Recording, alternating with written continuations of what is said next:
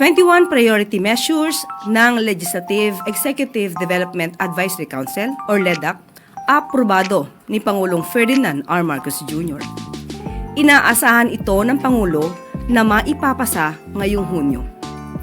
Binigyang prioridad ni Pangulong Marcos Jr. ang 21 priority legislations na makakatulong na maiangat ang pamumuhay ng taumbayan.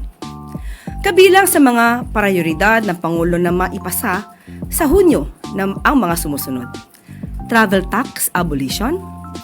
Priority Bill ng Pangulo ang Travel Tax Abolition upang matulungang maiangat ang turismo ng bansa.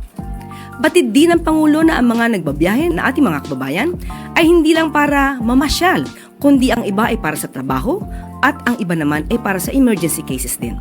Para kay Pangulong Marcos Jr., mahalaga na mabigyan ng importansya ang nasabing batas upang maipasa agad.